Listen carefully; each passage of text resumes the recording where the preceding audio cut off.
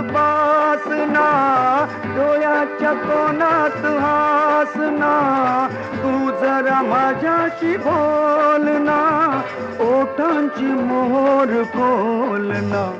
तू लगबग जाता मग वळून पाहता, वाट पावलात अडकळली, जशी मावळत्या उन्हात केवड्याच्या बनात नागिण सळसळली.